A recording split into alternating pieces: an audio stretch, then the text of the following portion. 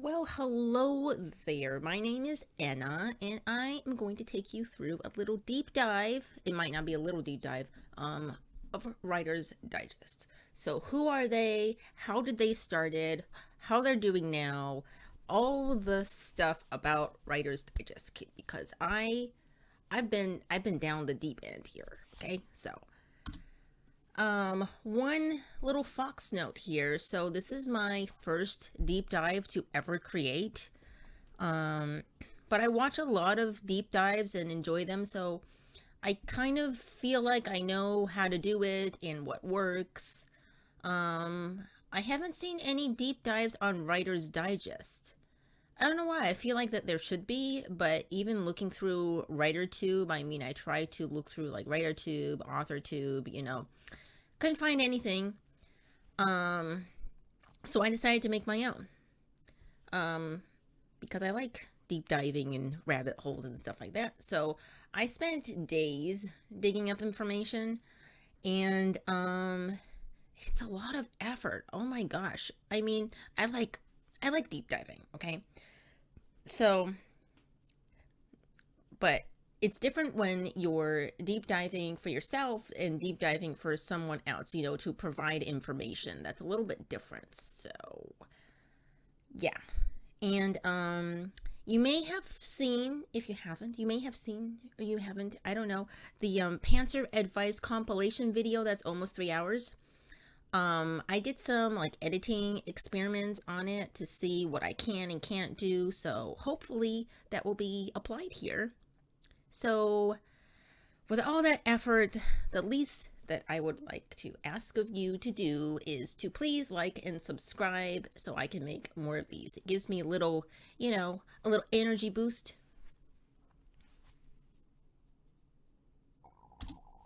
So, the kickoff. This is chapter 0, the news that started it all. So, I had found this article. Okay, it's on janefriedman.com, Jane Friedman's website. And I was searching for Writer's Digest news because, I'm just curious. Um, I often use their articles in my videos. So I thought, what if I just looked up about the company? That's interesting. And then I saw this article, and it said in the little sort of blurby section, the snippet section, it says, when F&W Media, publisher of Writer's Digest, went bankrupt. I was like, bankrupt? Wait, their publisher went bankrupt? Like, when did that happen? So, if Writer's Digest publisher went bankrupt, who is publishing Writer's Digest now? And what is Writer's Digest all about? Like, how did they start? Like, I started having all these questions. So I thought I'd just do a little search, just a little bit. Because I suspected that because Writer's Digest is such a big company, that they will probably have the history of their website on their website. That's what big companies usually do. You go to any company, you can find a little bit of a history, a little in the like about us section, or maybe there's something about how we started or something like that. So, I thought that's what I would find. I thought it would just be an easy little search.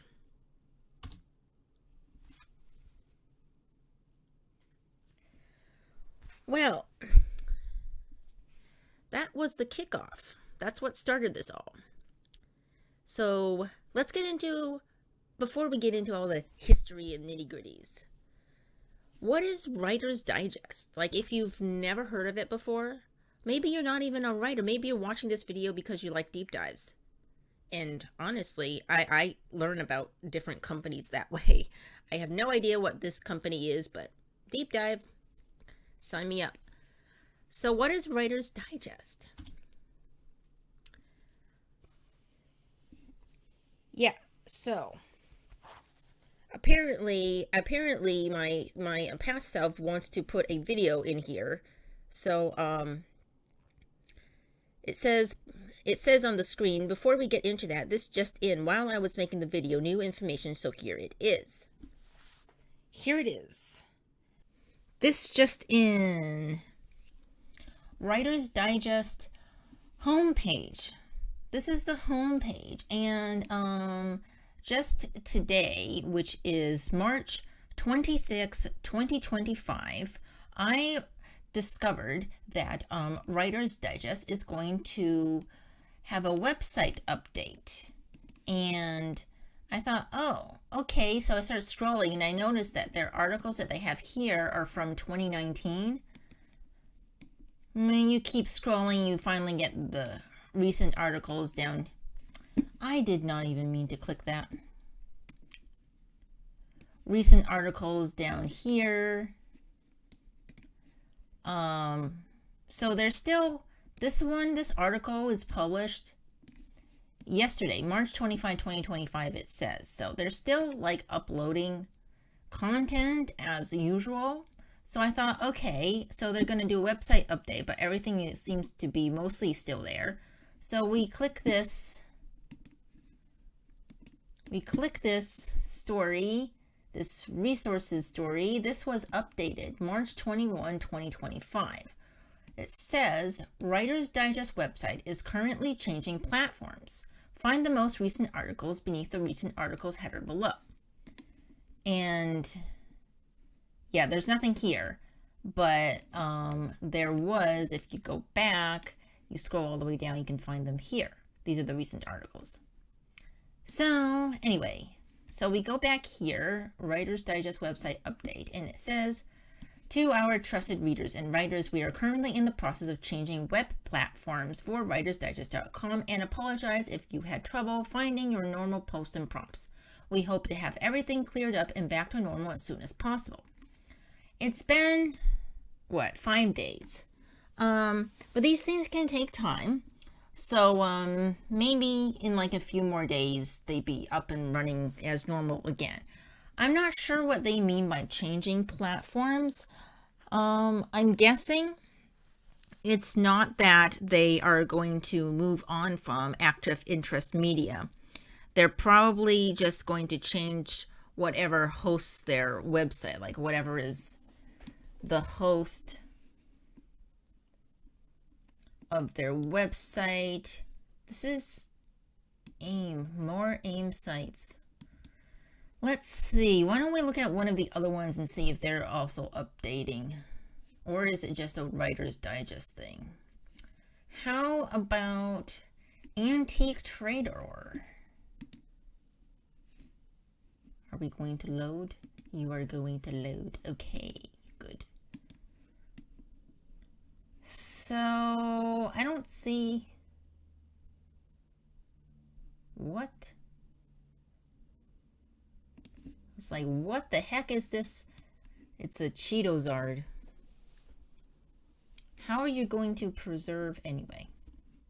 Doesn't seem to be anything on this website. How about fine guarding? I don't want to bother with cookies. Garden Gate. Sounds like a TikTok scandal.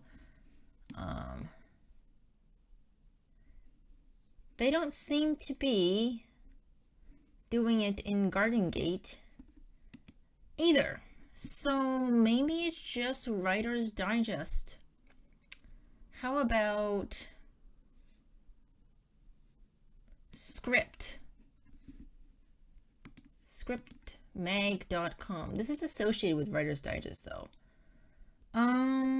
Let's see. Doesn't look like they have anything to do with updating websites or changing platforms or whatever. So maybe it's just Writer's Digest. I don't know what that means. Like, are they going to finally add in their history? I don't know. But anyway, I thought I'd just pop in and show you guys this new development. Although by the time I actually post the video and you guys see it, see this video, it might actually already be updated. So check on that. Check on that. I'll be checking too. Future me can check on it too. So anyway, that's it. Yeah, so apparently they were doing an update at that time because I went to their website and it was like, oh, we're doing some update. And I was like, okay. I don't know what that's going to mean for me doing this deep dive. Anyway, my past self will keep you posted on what the situation is about that later on.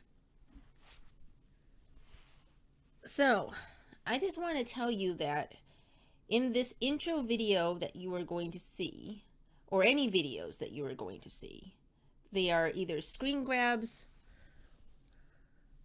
What does this say? It says any screen grabs or videos from Writer's Digest in this video here on will be before they took things down and moved things around for updates. Oh yes, that's right.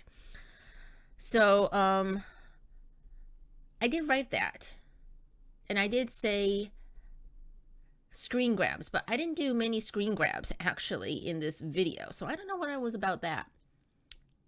So anyway, we're just gonna roll with that. So here is a Writer's Digest intro video, and this intro video is going to be before they did their update. So if you were like, if you saw them during their updates, their website looked very, very different. They took stuff down and moved stuff around, and I don't know what was going on. And after the update, yes, I guess it does look kind of different, but not really so much different as while they were doing the update, so I'm getting ahead of myself. Here's the Writer's Digest intro video. Okay, so Writer's Digest About Us page. Writers helping writers improve their craft, achieve their goals, and recognize their dreams since 1920. This article was written on September 19, 2007. And they talk about what they are about. Our mission is to help ignite writers' creative vision and connect them with the community, education, and resources they need to bring it to life. Fiction, screenwriting, nonfiction, and poetry is what they focus on. From inspiring prompts, practical techniques, and insightful interviews to instructional workshops, writing competitions, and professional services, we help writers of all genres and formats develop their craft and hone their business skills at every stage of their career. And then they go into talking about or introducing the various websites that they have or that they're associated with. Of course, writersdigest.com, which is where we are. Scriptmag.com is for script writers, I guess. We've got Writer's Digest magazine, which is, you can subscribe to their magazine. You can actually get it. I don't know if it's, I think they also have the digital version of the magazine. I'm not exactly sure, but I'm guessing that they probably have the digital version. We can actually see when we open this up and take a look. Sorry about this dark mode here. Yep, this is their issue. You can subscribe to Writer's Digest. Print only, so you can just choose print or you can get both. Let's see. Print only, $19.96. $19.96. Print and digital is $24, and digital only is $14. So yeah, so you can get their magazine, and they also give you a free gift, looks like some kind of prompts or something. So they also have Writer's Digest annual conference and novel writing conference. And there's this thing called Writer's Digest University, and I looked at it. They have like workshops, which are very, very expensive workshops. We can actually look at it here. take off this dark mode so you can see it. So they have these different classes, and when you look at their, where are their classes? We can look at one of these. When we look at genre, then we can see like, okay, but this is October 14, so it's not active anymore. So why do they still have it up? So it just goes to, it goes to their host. Okay, so this isn't really gonna tell us anything anyway, but it was very expensive, like hundreds of dollars. How about publishing? We shall look at this a little bit because I want to show you. Still goes to active interest media. Oh my gosh. Okay. Is there anything that Writer's Digest is just doing by itself? Anyway, you can go look at it if you're curious, but it was very expensive. Writer's Digest tutorials. There's this thing called second draft. Apparently, they look at your second draft. After an evaluation of your submission, one of the professional second draft editors will provide feedback and advice. Writer's Digest competitions. I saw a video on YouTube asking if Writer's Digest competitions were real or a scam. But I don't know. I mean, that's the only video I saw on Writer's Digest on YouTube. Writer's Digest shop. They have shops there. You can buy stuff. I remember it didn't look particularly helpful. Yeah, these are expensive too. Why do you put things behind a paywall so much? I know you need to make money and stuff like that, but so these things here, these second draft evaluation and stuff like that, they could be good, but you don't know who you're gonna get. Doesn't seem like, so you just kind of click on them and order them like it's a product. I don't know how that's gonna help anybody, but anyway. So that's it. That's all they have on there about us. When you go to a company's About Us page, you expect to see something about their history, like how they started, you know, who started it, and how they got to where they are, who helped them, that sort of thing. You expect to see that, but I don't see it here. And I did look around at other parts of the website, but you just can't find anything. Sometimes you can scroll all the way down to the edge of the website and you can see something down here. Let's see, but if we go to About Us, it just takes us to we were just here. Anything else down here? Let's see.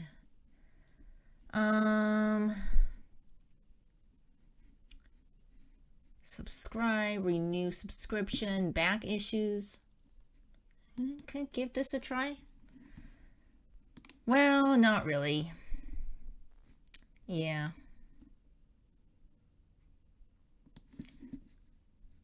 Click on About Us. There's even less here on their shop. WritersDigestShop.com has even less about Writer's Digest. Anyway, so that is the situation with Writer's Digest. There's not a lot of information about the company on the company website, which, I don't know. Do companies have to put their history on their website? You know, I think it's a good idea. I mean, some people are going to be curious. I mean, I was curious. I was just curious. I'm like, I wonder how Writer's Digest started. I just thought one day, and I thought, I'll just go look at their About Us. It's probably there, but it wasn't. So I thought, that's what prompted me to make this deep dive. So let's get back into it. So, as you probably have seen,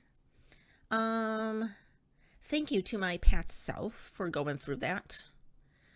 What you need to know is that Writer's Digest doesn't say much about itself, other than that it has been around since 1920, which I thought was incredibly odd for a long-living website. I mean, if you're a long-living website or a long-living company, you would probably have a history about us section. I mean, that's kind of odd. Like, what are you hiding? That's what I thought, like, what are you hiding? Is this something like weird going on? So I thought, okay.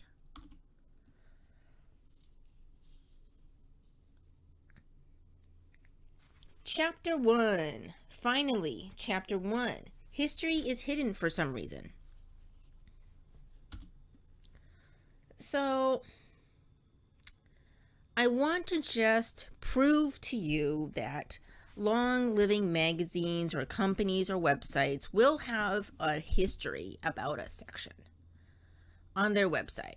And so I thought, well, why not choose someone that has a similar name? Why not Reader's Digest? So I'm not going to get into Reader's Digest too much in this video, but a little bit of it will come up later. Something that I found that was interesting. So anyway, here we are now going to have a video of Writer's Digest About Us versus a Reader's Digest About Us section video. Okay, enjoy. So, a little bit of a comparison between Writer's Digest and Reader's Digest. So when you go to the About Us page of Writer's Digest, this is what you get.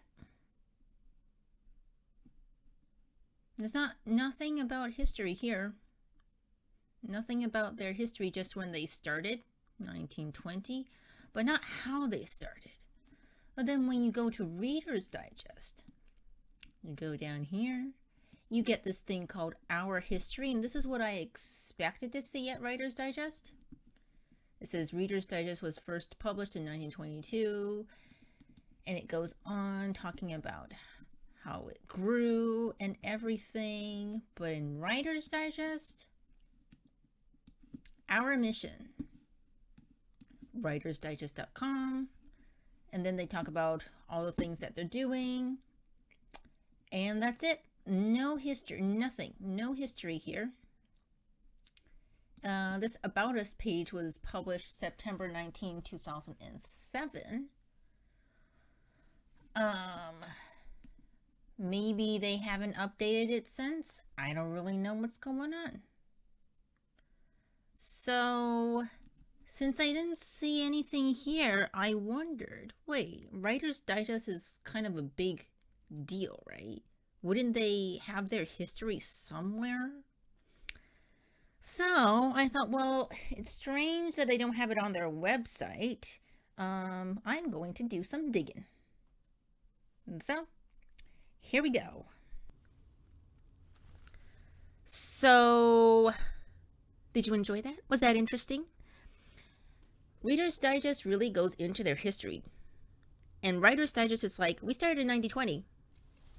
And so I thought, okay, their history is not on their website. Maybe it's in an article. So I thought article, or maybe I can find it through Google search. So I thought I'd look up words like, or phrases like Writer's Digest history, timeline, Writer's Digest founder. Like, who started Writer's Digest? There's not even a name on the Writer's Digest website. That is odd.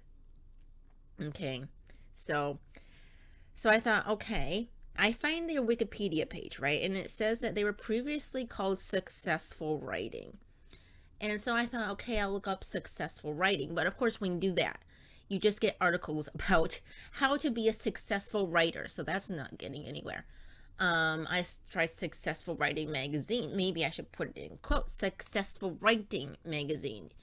I found a Writer's Digest archives. It seems a little suspicious to me. I don't know. It seemed like an old site. This screen grab you see right here now, if you're looking at the screen, it looks like it's in dark mode because I always have my Chrome extension dark mode thing on. But this is not in dark mode. I turned it on and off, but this is not in dark mode. This is what it actually looks like. So I thought, that's kind of weird. So anyway, I was able to see, as you can see, it says 1921, Volume 1, Successful Writing, December 1920. And then it says January, February, and then in March, it says Writer's Digest. So that's when the name was changed, apparently. But on these archives, I could only see the first few pages of that magazine. I thought maybe I would see some information about who started it, something like that, but I couldn't find anything, no history information. Okay. But as I was searching, I found it. I found the history info. It's there. It's on the web. It's in a 2008 Writer's Digest article that summarizes the introduction of a book that they have. They have a book. It's called Legends of Literature. And it touches on the history of Writer's Digest in the introduction section of this book. And apparently you can purchase this book on Amazon, eBay, A-Books, Wonder Books, and maybe many others. So there's a picture of the book on the screen. Legends of Literature. The best articles, interviews, and essays from the archives of Writer's Digest magazine, edited by Philip Sexton. So that is the book. I don't know if it's actually still being sold, like the real thing. I don't really know. Anyway. So we finally have a name. After so many hours of searching, I finally find name Richard Rosenthal. Okay, remember this name. And in this article, it also says Successful Writing, the magazine, quickly evolved into Writer's Digest, which confirms that Wikipedia is correct. Okay, and this article, How Writer's Digest Began from Legends of Literature, we'll read this together later. We're not going to get into this right now. Okay. Now, by this point, I thought, okay, great. We have a name. Let me look up a little bit about this guy, the founder, how he started it and what's going on and how, I'm expecting that Richard Rosenthal had this company for a long, long time. And maybe it was in the family or something. That's why, in 1920 it started, and then, Richard Rosenthal was the last owner, and then it went bankrupt, and so there's some little bit of a scandal with Richard Rosenthal or something like that. That is what I'm expecting to see, like some very simple timeline situation. But the thing is, I had yet to realize the rabbit hole I would end up in. This is like a big rabbit hole situation. Like, I didn't realize that I was just about to fall down this thing. Okay. That is the situation. Okay.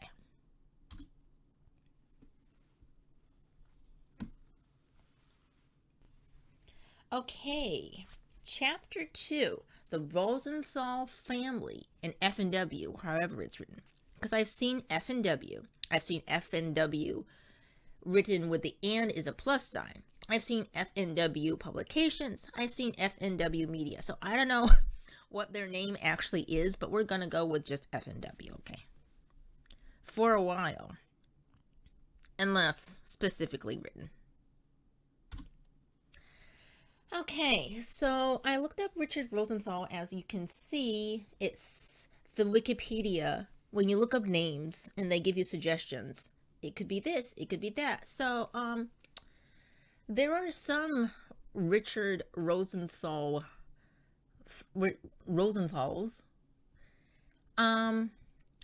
The only Richard H. Rosenthal, former owner of F&W Publications Incorporated, does not have a Wikipedia page.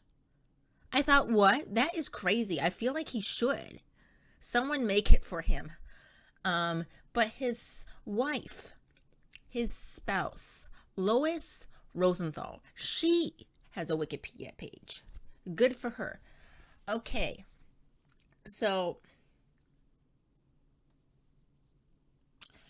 F+W Publications Inc. Like, what is this? Like, what is this? Okay, because when you go to Writer's Digest, it says it's owned by Active Interest Media. But it was previously owned by F+W Media, which, as I said, is the same thing as F+W Publications Incorporated. Okay. So, Richard Rosenthal doesn't have a Wikipedia page, but his wife does. Now, I thought, okay, I'll look up Lois Rosenthal, her Wikipedia page. She's an American author and publisher. She was American author and publisher. Philanthropist, born in 1939 in Cincinnati, Ohio, U.S., passed away in 2014. And so in the Wiki, it says that she made her career working closely with her husband at their family-owned publishing business, F+W Publications. Okay, so I was right about this F+W Publications being in the family.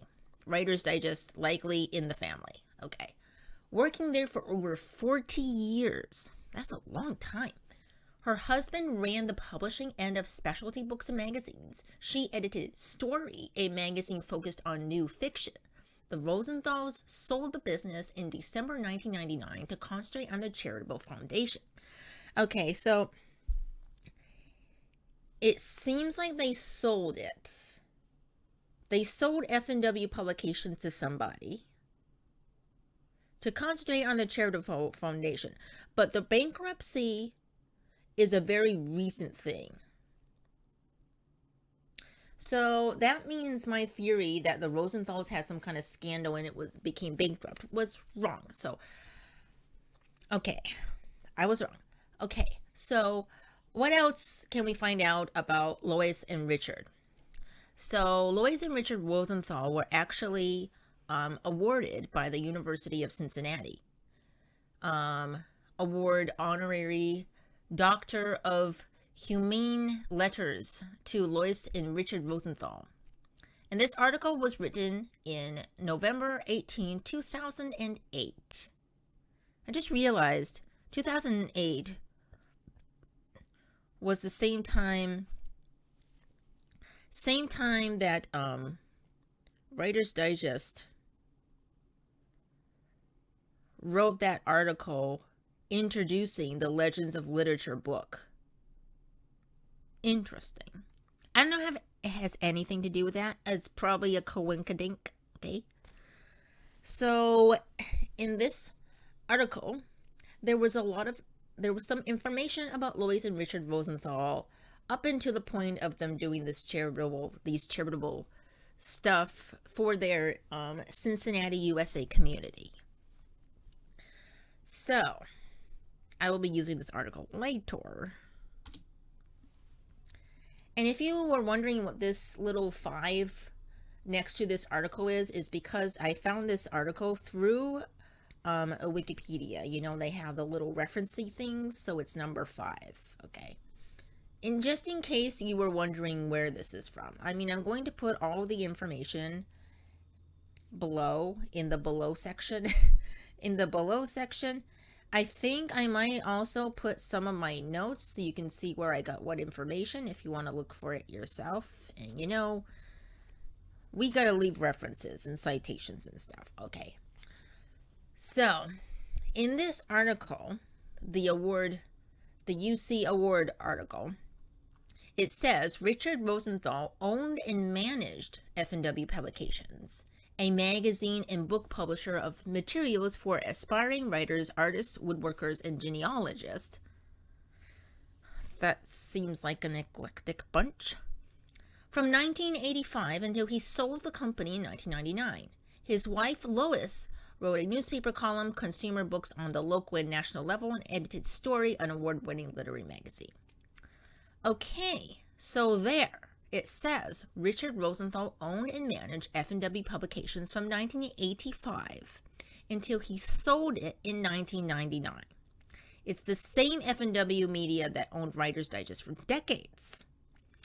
So that means Richard owning F&W Publications and also Writer's Digest by connection, by association, connection, relation, wasn't that long. I mean, 85 to 99, that's not that long. So what happened before that? So how, I mean, what is going on here? Okay, so here we have a picture of Lois and Richard. They look like very nice people. This is a article I found. This is about the bankruptcy. This is a news article published March 11, 2019. And it says, Writer's Digest family tree publisher F&W, founded in Cincinnati, files for bankruptcy. Okay, so it says here, F&W was founded in Cincinnati in 1913 as a publisher of automotive periodicals by Edward Rosenthal, according to Enquirer Archives. The Rosenthal family, which has made philanthropic donations in the Cincinnati region, ranging from the Contemporary Art Center to Playhouse in the Park to the University of Cincinnati's Innocence Project, sold the company in 1999. Okay, so now it's confirmed in this F&W article. There's an Edward guy now. We have an Edward Rosenthal. This is Richard's grandfather. This is Richard's grandfather. Okay, so we're going to get into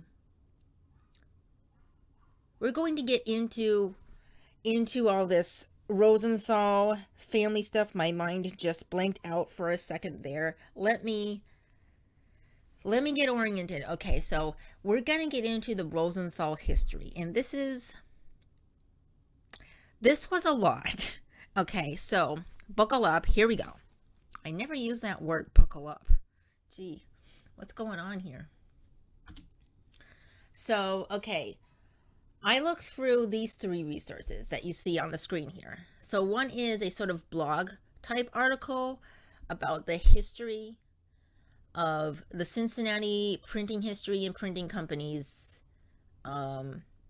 blog, talking about the Rosenthal Company and one family's printing heritage still benefits Cincinnati today. S. Rosenthal and Company. Okay, we're going to get into who S. Rosenthal is. And this other website called Reference for Business, which goes into detail about what F&W Publications Incorporated is. That was founded in 1913, and it has some other information. Okay, and we're also going to look at that UC Award article that I mentioned before. Okay.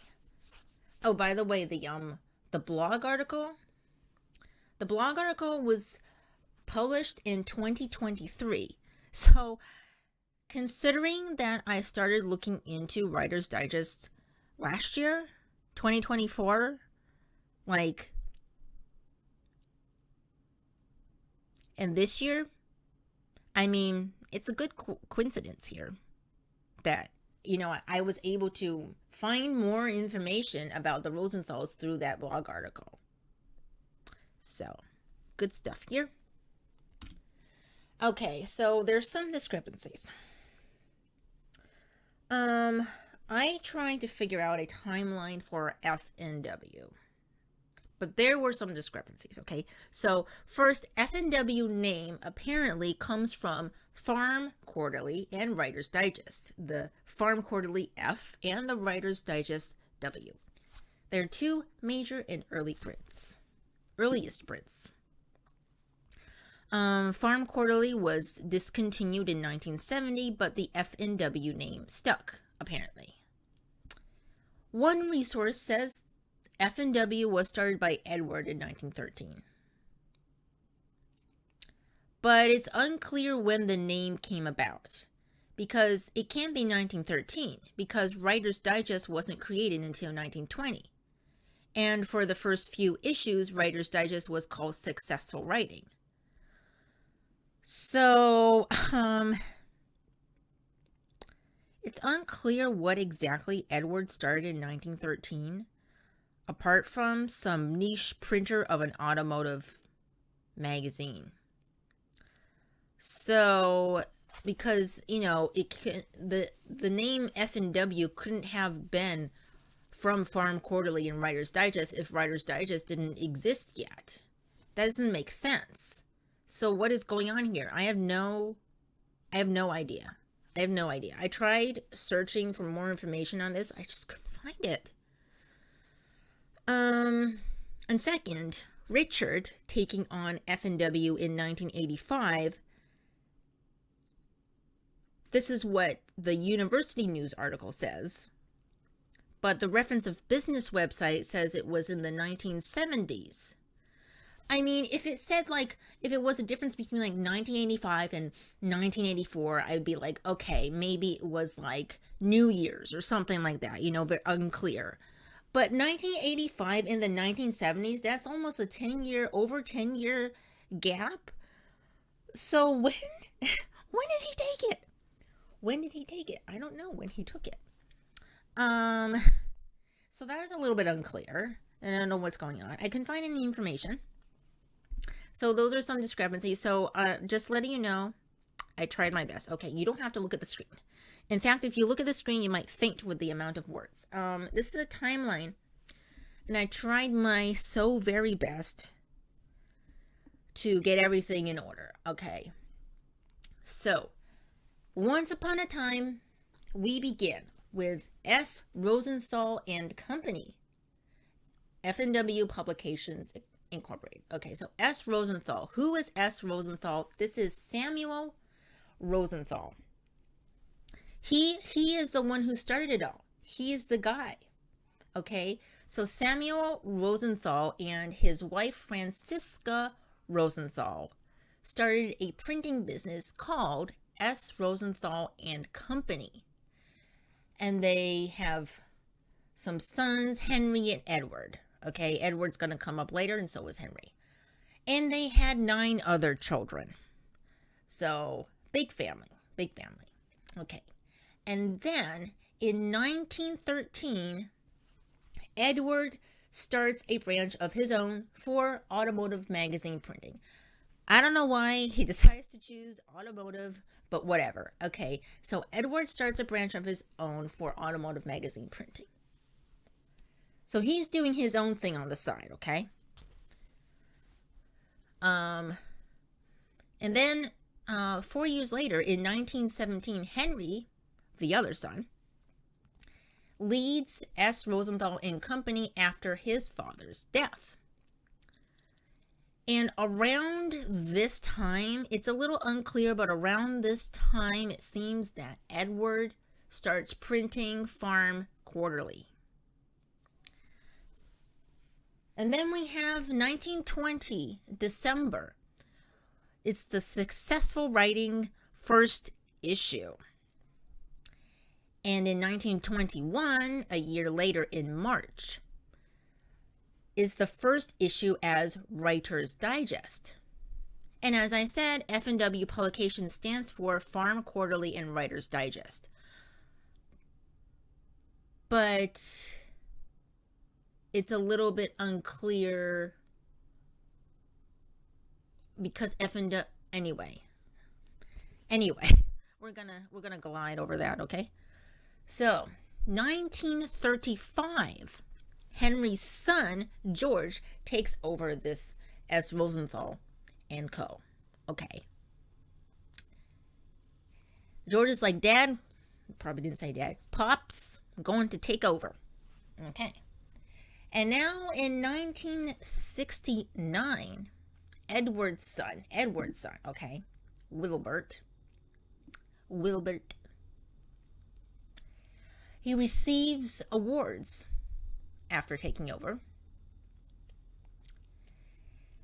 And Wilbert has sons. Wilbert has 2 sons. I don't know if he has other kids, okay? Wilbert has 2 sons, Tom and Richard. Okay, this is where we get Richard, okay? So Edward, I said Edward is Richard's grandfather, right? Edward is Richard's grandfather. Edward is Richard's grandfather. Wilbert is Richard's dad. Okay, so this company is being passed down through the men. All right, and so now in 1970, which is just a year after Wilbert receives an award, Farm Quarterly discontinues. I don't know what happened there. I mean, it's just been a year. Well, like, what's going on, guys? And then sometime around 1979, Tom takes S. Rosenthal & Co. He's like, I'm going to take it. It's going to be mine. All right? And so then in 1985, Richard takes F+W Publications. And supposedly, okay, this is supposed, that S. Rosenthal & Company just dies out. They just aren't doing well. I don't know. It's not clear. It wasn't clear if they became bankrupt, if S. Rosenthal & Co. became bankrupt, or they just kind of died out, because it seemed like F+W Publications was doing more innovative things with their printing business. But S. Rosenthal & Co. was kind of stuck in the past a little bit, and they weren't really keeping up with the times. They weren't doing very well. It seems like they just kind of faded out of his existence. Like, it's kind of unclear what happened. I did try to look for more information, but it's really, I mean, there's not a lot out there. You know, which is why I really want Writer's Digest to write their own history on their website. It'll make it a lot clearer. So anyway, F+W Publications is able to keep up with the changing times and the printing and the culture and everything. That's what it seemed like. And it lives on. Then, no scandal, Richard just retires and sells F+W. And then he and his wife focus on their charitable stuff, okay? So that is a timeline. And as you can see, and as I mentioned, that the company really, like S. Rosenthal & Company going on one side, F+W Publications, started by Edward as an automotive magazine printer, going on another side, two of them going on in this family, and then S. Rosenthal & Co. just kind of like fizzles out of existence, and then F+W Publications strongly lives on and makes it through modern times. So that is the timeline.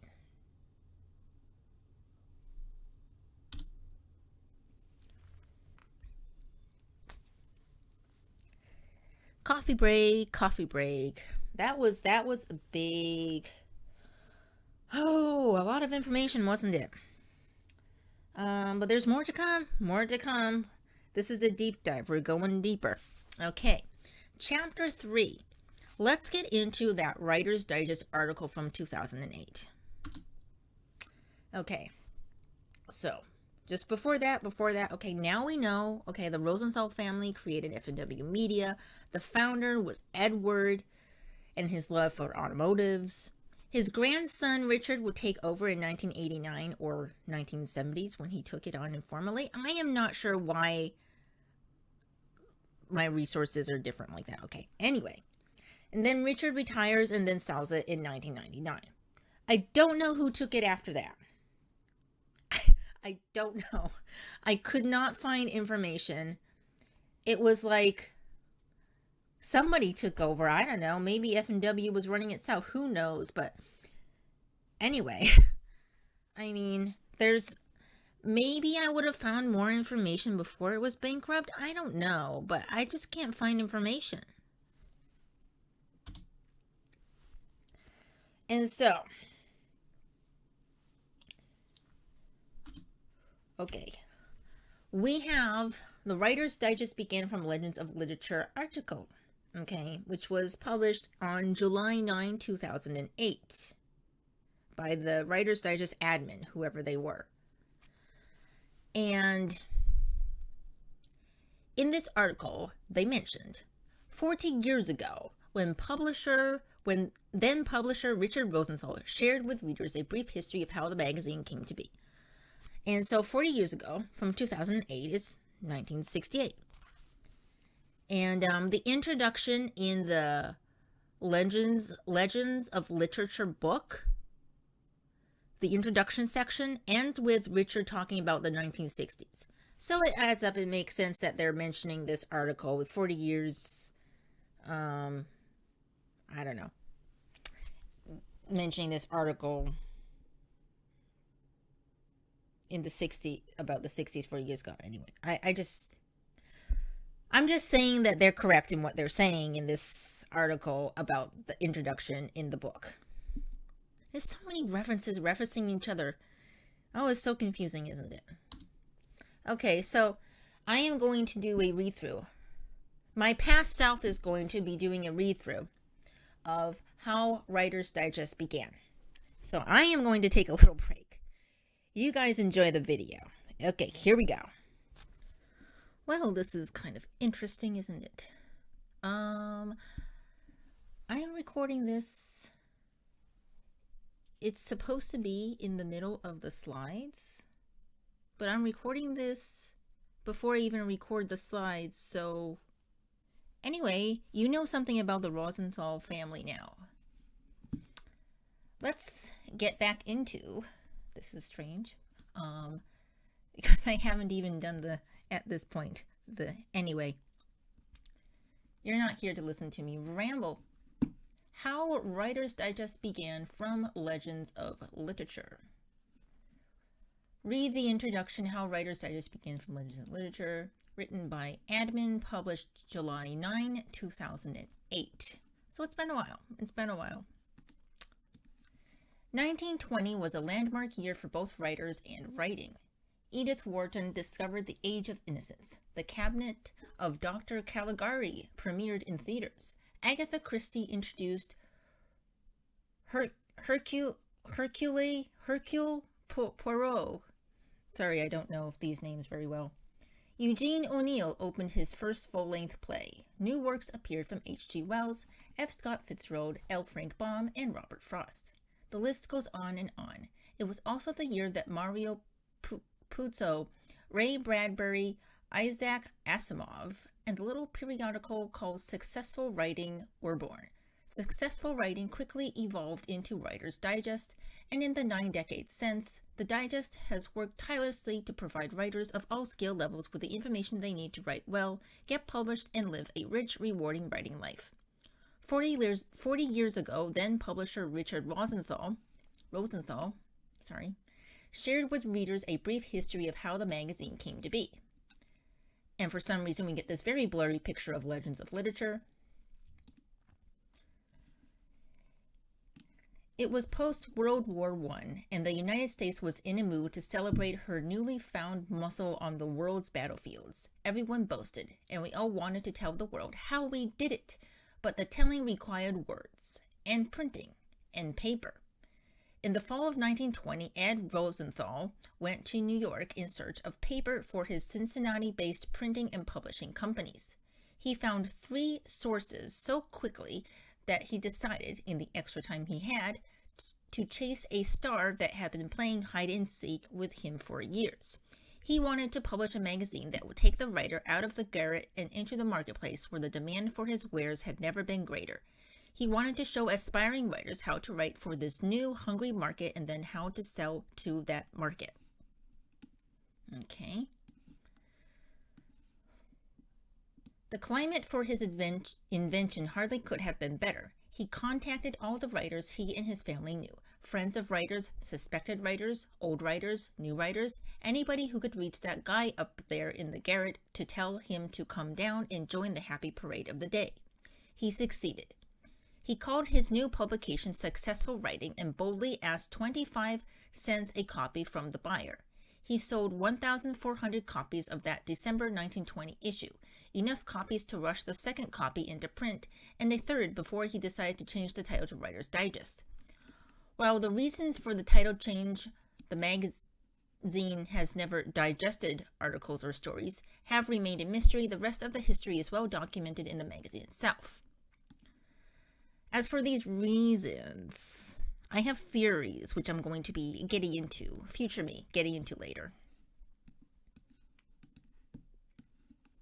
From that first issue, subtitle and monthly journal of information on writing, photoplays, short stories, first news stories, publicity, advertising, etc. Good heavens, is that a long subtitle? To the one you are holding now, Writer's Digest has shown the writer his own best way to improve his craft and become a commercial success. For instance, DJ Baird, in his article Cashing In on the Other Fellow's Ads, September 1921, tells how he saw an unusual newspaper ad, clipped it, and found the person who created it. He then interviewed this person and sold the interview to Printers Inc. Or for those readers who needed a special kind of push, Sinclair Lewis injected a large dose of adrenaline into their muses in the June 1931 issue with these words. This is written in very fancy cursive. Let's see. To be not only a bestseller in America, but to be really beloved, a novelist must assert that all American men are tall, handsome, rich, honest, and powerful at golf, that all country towns are filled with neighbors who do nothing from day to day save go about being kind to one another, that although American girls may be wild, they change always into perfect wives and mothers, and that, geographically, America is composed solely of New York, which is inhabited entirely by millionaires, of the West, which keeps unchanged all the boisterous heroism of 1870, and of the South, where everyone lives on a plantation perpetually glossy with moonlight and scented magnolias. I have no idea what I just read there.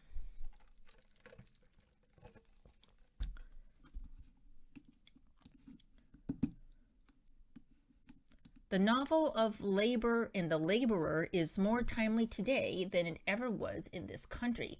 Labor will never again take a back seat in American politics.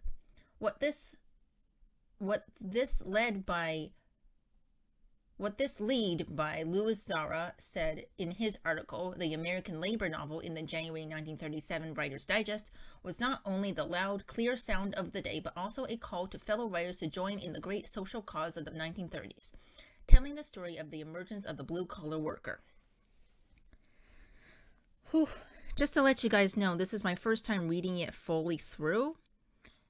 So, I mean, I've read some of it, but I didn't read it through that carefully at this point. So, it's very interesting. This is all very interesting stuff going on here. Okay.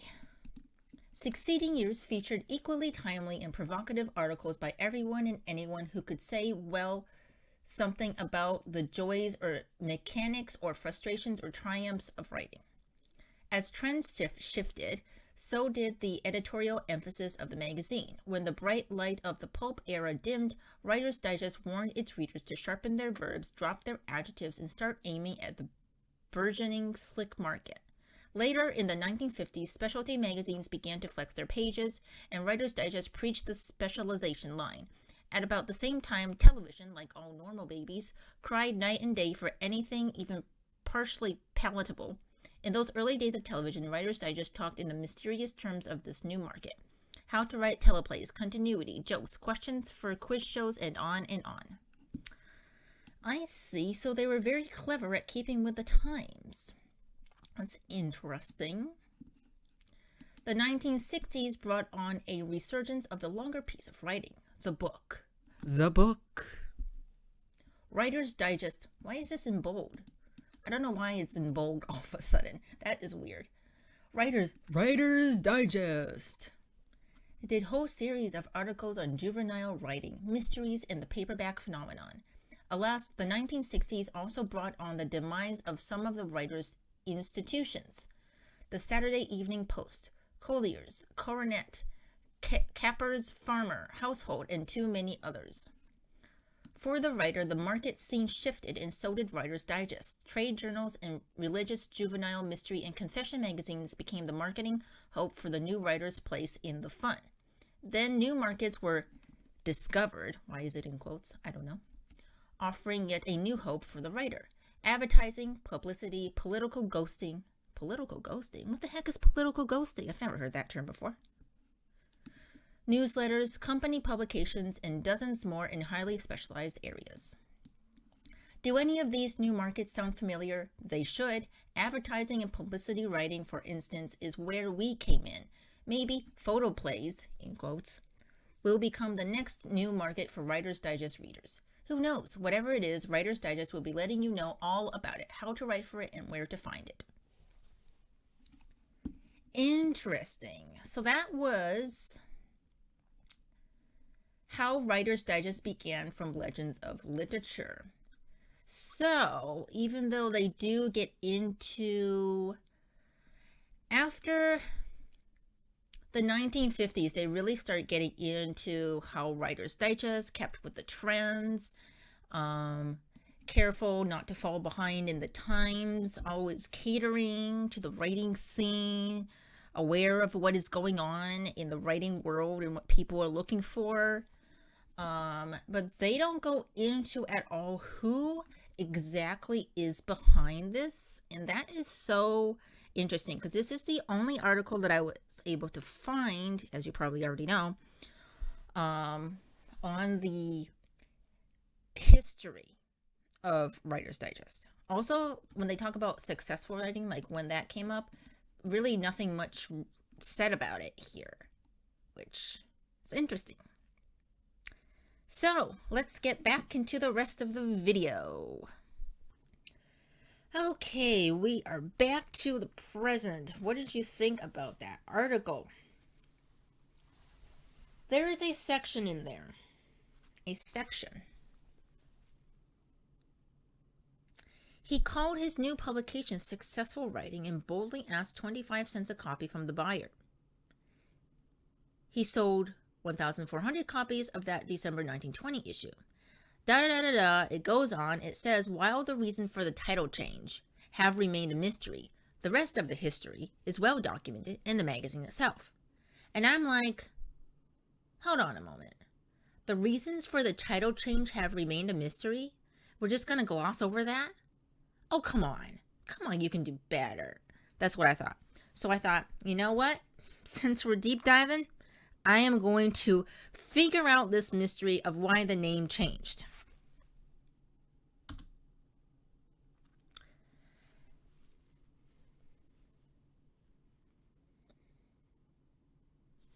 Chapter 4, Speculation with Reader's Digest. I'm doing hand gestures of like, wow, and you can't see me.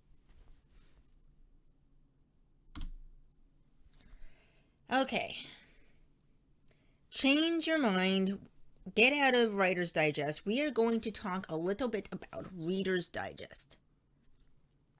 Their motto or whatever is a trusted friend in a complicated world. So, just a little reminder of what Reader's Digest is. I'm just gonna do a little Reader's Digest about us video, okay? Just a little bit here, okay? Because listen, I have a theory about Writer's Digest name change, but I really need to tell you about the founder of Reader's Digest. Okay, so here's the About Us video. Here we go. Please enjoy. So, here's a little bit about Reader's Digest. This is the current website, what it looks like right now on April 16, 2025. I'm going to go all the way down to the bottom. And let's see. About Us page. About Reader's Digest. Reader's Digest unites its readers and their families like no other brand through the simplest of acts, sharing stories, laughs, and great advice. Heading into its 100th anniversary, Reader's Digest is America's fourth largest circulation magazine brand, standing out more than ever in today's cultural landscape due to its themes of optimism, faith, heroism, trust, humor, and wellness. OnlineRD.com publishes hundreds of original articles a month to give homeowners peace of mind and save them time and money by helping them know exactly what and what not to worry about. Our new brand, The Healthy, covers health and medical information with depth and authority, while our books including the famous condensed fiction series Fiction Favorites, deliver a bundle of emotions from curiosity and amazement to reassurance, gratitude, and amusement. In all its work, Reader's Digest carries on its singular historic vision to bring out the good in people and families everywhere. This is the old Reader's Digest, February 1922. Our history. See, Reader's Digest has this page about our history. This is what I expected to find on Writer's Digest. What is going on over there? Our history. Reader's Digest was first published in 1922 by DeWitt Wallace and Lila Atchison Wallace. Before recording this video, I should have looked up how to say their names. A man ahead of his time and the world's earliest content curator, DeWitt Wallace recognized that people were hungry for information but overwhelmed by choice. So he began collecting the best stories from a vast array of publications and condensing them into what today is almost universally referred to as the Reader's Digest version. Each issue contained 31 articles, one to read each day of the month, of enduring value and interest in condensed and compact form. Within 5 years, the Wallaces were printing and distributing 30,000 copies. By the 1940s, the Digest had surpassed 1 million copies a month and was the best-selling publication in America, exceeded in sales only by the Bible and spreading its own gospel of America the Great. Okay, I don't know about that, but groundbreaking journalism. Through the years, Reader's Digest editors continued to curate the best content from foremost publications and began also to commission groundbreaking reporting and original works that influenced public perception and sometimes forged changes in policy. 1935. Okay, what is this? A list of what? Groundbreaking journalism? I'm not going to read through all of this. Okay, let's go to our mission. Today, on the cusp of our 100th birthday. When was this article? Is this an article? No, it's not an article. I don't know. Today, on the cusp of our 100th birthday, we continue to curate the very best and most engaging content for our readers, both print and digital. Reader's Digest shares trusted advice and stories to help you and your family enjoy healthy, wealthy, and wise lives. We get to the heart of the matter and keep it simple, informative, and fun. Shares summarizes our process in a word. What authors, experts, journalists, and our own community shares with us, we in turn share with the world. Trusted is our core trait, and we double down on it. Whether it's a thrilling real-life drama or an in-depth article about colon cancer, we strive for everything we publish to be accurate and in context. You and your family remain our North Star. We'll always look for opportunities to be a glue of good feeling and life lessons across the generations. The Reader's Digest version gets to the heart of the matter with lightheartedness whenever possible. That means simple, informative, and fun applies across every platform. Finally, healthy, wealthy, and wise. Our promise applies across America's three most important universal aspirations, hearkening back to founding father Ben Franklin. Okay. I talk about the editorial team. I talk about affiliation. It's part of trusted media brands, home to some of the most iconic brands in the country, reaching a uniquely engaged audience across multiple digital platforms, social media, magazines, books, music, and events. Trusted media brands sounds like Active Interest Media, doesn't it? I mean, not the name, but what they're doing. Do you know about Active Interest Media yet at this point? I don't think you do, but we'll get into that later. Reader's Digest Worldwide. Let's see, the first print magazine to go international. Interesting. Starting with the United Kingdom in 1938, followed by a Spanish language edition in 1940, and eventually publishing in 17 languages in 34 countries. Today, Reader's Digest is published in 22 countries. There's a link. I don't know why.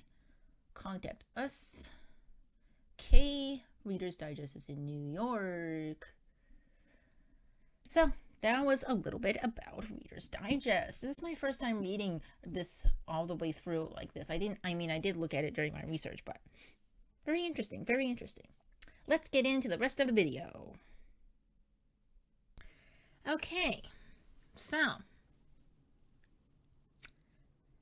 isn't that interesting? That is what an About Us history, About Us section really needs to be. Okay, so who is this guy? This guy. What was his name? DeWitt Wallace. I should have looked up how to say his name. DeWitt. How does this do it?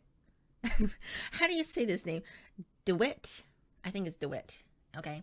He was born in St. Paul, Minnesota, where his father, yeah, as you can see, this is a screen grab from Wikipedia. Screen grab? Grab. And this is a picture of him. He looks very nice. Okay, so he was born in St. Paul, Minnesota, where his father was on the faculty and later president of Macalester College. He attended Mount Hermon School as a youth. And Wallace attended college at Macalester from 1907 to 1909 and transferred to the University of California, Berkeley for 2 years. He returned to St. Paul in 1912 and was hired by a publishing firm specializing in farming literature. And when I saw that, I thought I'm going to underline this with red because it doesn't say where, like what publishing firm specializing in farming literature. It doesn't say where, but I'm speculating that this could have been Edwards, F+W, Farmer Quarterly. Or is it Farm Quarterly? I'm confused. So, remember the origins of F+W lie in 1913? And it started off with an automotive niche. But there's no information I can find on when the farming niche started. I couldn't find anything about Farm Quarterly. I think it's Farm Quarterly, not Farmer Quarterly. So I don't know when it started. You know, and just because a company officially says that it was founded in 1913 doesn't mean that they weren't trying hard to build it up before that, right? So I thought, could Wallace, I feel like I'm going to sneeze, could Wallace have been hired to work on Farm Quarterly? Ooh, because this is going to be interesting, okay? Let's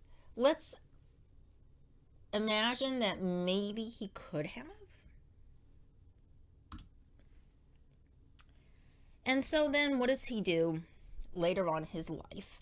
Okay, so Wallace enlists in the army for World War I.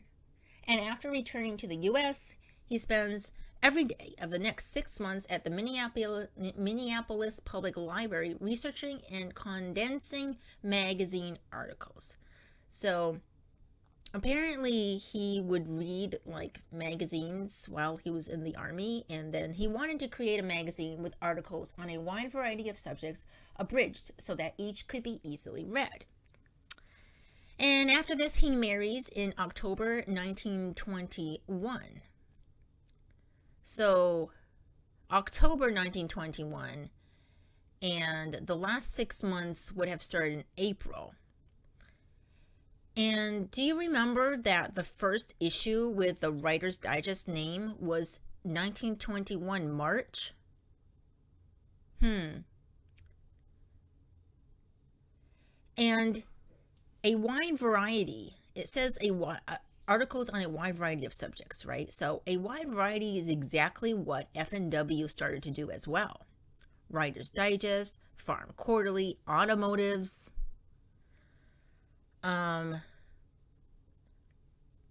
There is some possibility that, okay, so I am imagining these guys could have known each other. I'm imagining that these publishing company founder guys, like the Wallaces, could have known the Rosenthals. I mean, I don't think it's strange that they wouldn't have, that they would have known each other. Especially if it's true that Wallace had actually worked at F+W for some time. I mean, he could have gotten some ideas from them. We're just thinking, just speculating, okay? So I looked a little bit about the information of his wife, Lila Bell Wallace was an American magazine publisher and philanthropist, and co-founded Reader's Digest with her husband, publishing the first issue in 1922. Interestingly, both Wallaces are born in 1989, DeWitt in November, and Leela on Christmas. Christmas baby. In 1920, the two married. In 1922, February is the first issue of Writer's Digest. This was information that I found on the first issue of Reader's Digest, sorry. This information I found on the Reader's Digest Wiki. So, I feel like, is it too far-fetched to say that these two companies could have been communicating with each other, could have known each other's existence, could have communicated with each other prior to the official founding of the company, when the company says this is the official day that we started? There's so many things that you need to do before you even start a company. So there could have been lots of talks. I'm imagining that they could have known each other. So the Reader's Digest Wiki says, in 1920, DeWitt married Leela Bell in Pleasantville, New York. Shortly thereafter, the two would launch Reader's Digest in the basement below a Greenwich Village speakeasy. The idea for Reader's Digest was to gather a sampling of favorite articles on many subjects from various monthly magazines, sometimes condensing and rewriting them, and to combine them into one magazine. And I thought, wait, what is shortly thereafter? What the heck do you mean by shortly thereafter? Did they already have the idea for Reader's Digest in 1921, April, when DeWitt began looking into the business? The first issue was February 5, 1922, and by this time, successful writing has been Writer's Digest for about 2 years. So, you see where I'm getting with this? Because I feel like, Reader's Digest goes into a lot of details about their own history on their website. They don't talk about Writer's Digest. I didn't see anything about Writer's Digest. So I don't know if they're in direct competition somehow. Are they rivals? I don't know. Nothing is clear. It's just my speculation. But if DeWitt and Leela Bell, if the shortly thereafter is a few months, it wouldn't have been odd that they know about Writer's Digest. I feel like, especially, maybe, possibly, he worked at F+W Media, F+W Publications, and knew about, you see where I'm going with this? Okay, so, here is my entire idea. Okay, let's get into my idea.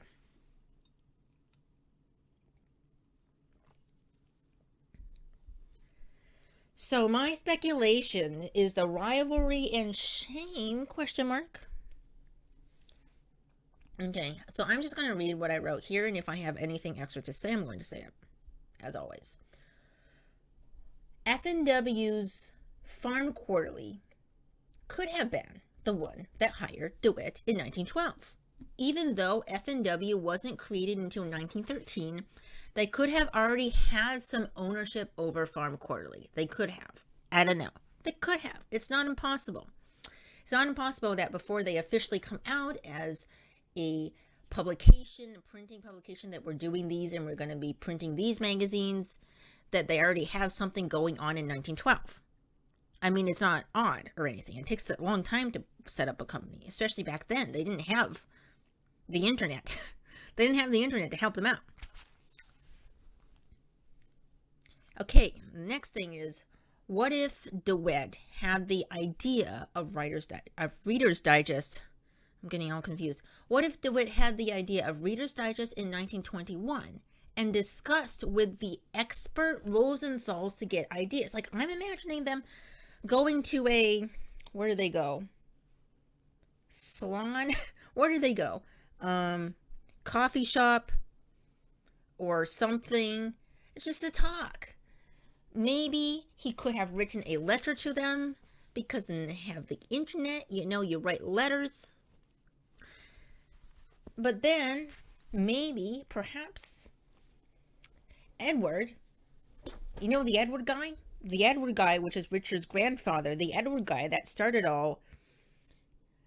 this successful writing. He thought, wait, you know what? I like the word digest. Reader's Digest. That sounds like a nice name. Maybe I'll take the idea. So in 1921, March issue, successful writing published as Writer's Digest.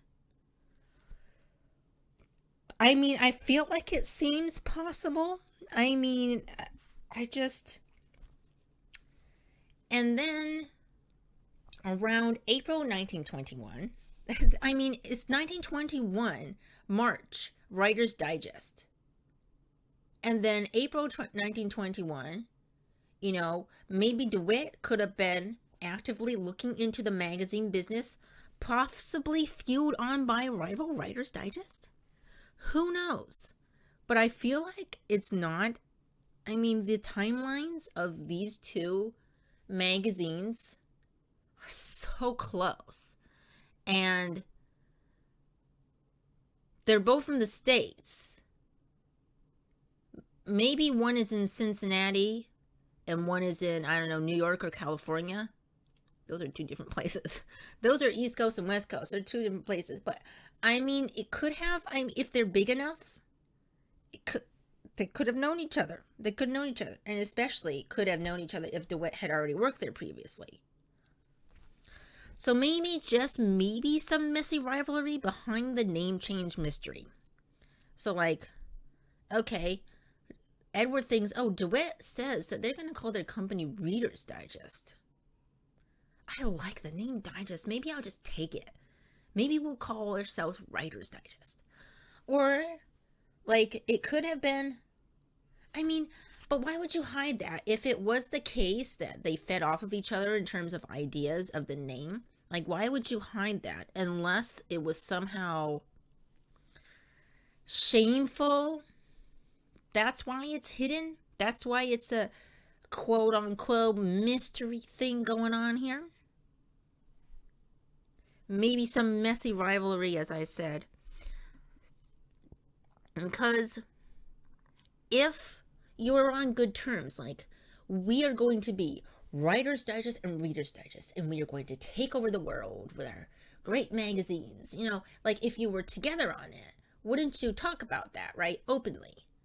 But if it's not, you can't find information anywhere about why the name changed. So if it's a mystery, then maybe there's some kind of rivalry, some kind of shameful thing going on here. That's my speculations.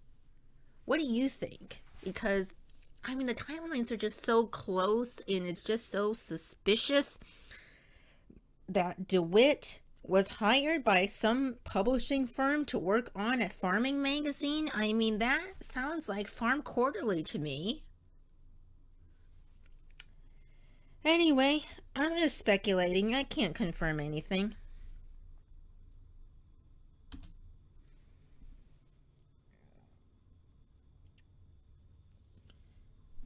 So, a little bit more in continuation of my speculation. So, if Writer's Digest took an idea, well, Reader's Digest still surpassed them, and in the 1940s became, as Reader's Digest says, the best-selling publication in America, exceeding in sales only by the Bible, which is a pretty big claim. Could it perhaps, possibly, be that the Rosenthals didn't want anyone to know what had happened between them and the Wallaces? Because they're embarrassed now that they took the idea? And now Reader's Digest is they thought, we'll take the idea and we'll be so much better than them. And then Reader's Digest is like, whoop, we're such a big publication, best-selling publication in America. And Writer's Digest is like, oh, maybe we will hide our history. That's just my speculation. That's my speculation. Based on things. I don't think it's odd, but I mean, if they were on good terms, wouldn't they write about it? That's what I think. So, let me know what you guys think. These are just speculations. Yeah. So, you won't be able to find this information, anything about this information anywhere. I mean, I dug like the heck. I dug like heck. Okay. So, just, anyway, no information, but I tried so hard. Okay. Like and subscribe. Thank you.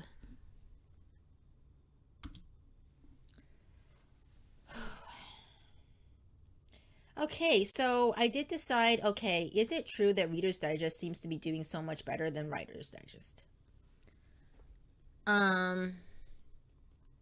So Reader's Digest, it says the total circulation in 2020 is this number, this big number. You can look at it on the screen if you want. I'm not gonna read it. I don't know. Okay, anyway. By the 1940s, the Digest, which is Reader's Digest, had surpassed 1 million copies a month and was the best-selling publication in America, exceeded in sales only by the Bible, and spreading its own gospel of America the Great. Oh my gosh, that is a big claim. That is a big claim that is reminding me of someone, but I'm not going to say who. Okay, Writer's Digest. I found this information in their submission guidelines, which was updated or published by admin in January 1, 2022. So it says Writer's Digest is published 6 times per year and has a paid circulation of 40,000 subscribers, while WritersDigest.com has 20 million page views per year. Our readers include people of all ages and varying levels of writing skill and success. We have a worldwide readership, but the majority of our readers live in the US and Canada. And that's what they say. So, can we say, is Reader's Digest considerably better, doing better? They're doing a lot better. Can Reader's Digest and Writer's Digest be compared? I mean, what they're offering, I mean, being a reader and being a writer is like, sometimes it's like two sides of the same coin. Like, I'm a reader, I love reading books, but I'm also a writer. I write books. I have a book out called Between Roses, and you can, currently at this moment, you can pre-order the paperback on Amazon and Barnes & Noble. It's releasing on June 14th, so by the time you see this video, it's probably already released, so you can go and get it if you want. It's a Alice in Wonderland inspired fun time YA fantasy book. Anyway, so can you compare Reader's Digest and Writer's Digest? Can you? I mean, I feel like it's a little difficult because I went to look at the Reader's Digest website. You know, I went to give it a good look, and it's really different than Writer's Digest. Writer's Digest is really focused on writing, improving your craft, interviewing authors, talking about publication, but not talking about readers. Like, it's not aimed at readers, so I'm not talking about it. What readers like to read. They might talk about, do they have articles on trends? I don't know if they do. Publication trends, you know. But Reader's Digest doesn't seem to always be about books. They talk about all kinds of things. Because the way it started was it was a various magazines condensed, you know, to make it reading easier to read a bunch of magazines. So it's really digesting. So it's not giving advice to readers on how to read books, you know. So it's a little bit different. Writer's Digest is like for learning, and Reader's Digest is for consuming. So can you compare it? I don't know.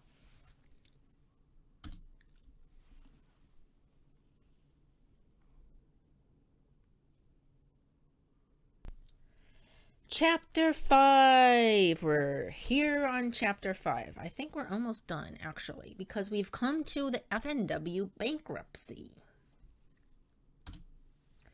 So I want to let you guys know one thing about me. Okay? I'm not a finance or economy expert. So if someone wants to explain how this bankruptcy and acquiring through auction stuff really works, please be my guest and tag me if you make a video or article on how those things work and how it worked with F&W Media and all that stuff. Okay, so I'm just going to go over briefly what happened before the bankruptcy and the little news about the bankruptcy, and then also a little bit about their new home, Active Interest Media. Okay, so timeline. This is information from Wiki. Okay, so F&W Publications, Inc. In 2000, F&W Publications acquires David and Charles and becomes F&W Media, with the "and" is a plus sign. And David and Charles is now called F&W Media International. I don't know why they made it so confusing, but okay. And F&W Media International is written with the "and" is an and okay. I don't know why they make it so confusing. Anyway, 2002. Acquires Cross Publications. I don't know why I say it like that, but it acquires Cross Publications. So, between 2003 and 2014, they're acquiring a whole bunch of other magazines and publications. And now they renamed themselves F&W. With no media at the end, just F&W with the plus sign. But the logo says FW Media. Okay, so 2017, in 2017, there's a big e-commerce growth. They're doing very well, all right? In 2018, the CEO and top executives leave, and they slash the workforce. And in 2019, they file for Chapter 11 bankruptcy. I don't completely understand what Chapter 11 bankruptcy is, and not any other chapter, but it's called Chapter 11 bankruptcy. And the assets are grouped and auctioned off, and this was criticized, apparently. I don't know why. And Writer's Digest, along with a few others, is bought by Active Interest Media. And we're going to look at a little bit about what else from F&W that Active Interest Media collected. And so, fun fact, David and Charles, remember David and Charles? They were able to get their name back. So, no longer F&W Media International. They are now David and Charles again. Back in management buyout, which means some guys in the company acquired the company themselves. I remembered something when I saw this information. I thought, it's just a guess, okay? Because I'm not an expert or anything. But maybe that's like when Smosh, do you know Smosh? Was able to buy itself back from Rhett and Link. I thought maybe that's kind of like what it is, okay? I'm not an expert, so I don't know. Someone explain it to me, okay? And so, this is the bankruptcy news. As you can see, the logo on the screen, FW Media, even though it's called F&W. I don't know. It's not consistent. Wherever I look, it's like the name is not written consistently, so I have no idea what the name actually is. Is the "and" a plus, or is it an ampersand? I have no idea. Did you know it was called an ampersand? You probably didn't know. Or did you? Let me know. Okay, so I am going to read through this, apparently. Am I going to read through it in the video? If I do, then, good luck on listening to me reading something that I don't fully understand bankruptcy. So let's talk about the bankruptcy. You can find a bunch of articles that talk about the F&W Media bankruptcy. This is one that I found. It's Cincinnati News. So, venerable Cincinnati publishing house drifts into bankruptcy. This was posted March 12, 2019, updated March 13, 2019. A Cincinnati publishing company that made Richard and Louise, I have so much trouble saying that name, Louise Rosenthal, a philanthropic power couple, was fading into obscurity with a bankruptcy filing that will lead to the company's sale in pieces. New York-based F+W Media Incorporated has filed for Chapter 11 bankruptcy in Delaware, claiming $105 million in debt and $2.5 million in available cash. The company has struggled to compete against cheaper online content that poached readers from its specialty publications for hobbyists and craft enthusiasts. Spokesman Peter Giroux said there is no plan to cut staff, and the business is operating as usual while the bankruptcy case proceeds. F+W was about 300 employees nationwide, including 65 in Blue Ash, he added. In a 26-page bankruptcy declaration, CEO Gregory Osberg blamed mismanagement by his predecessors for failing to properly steer the company into e-commerce. It's very interesting.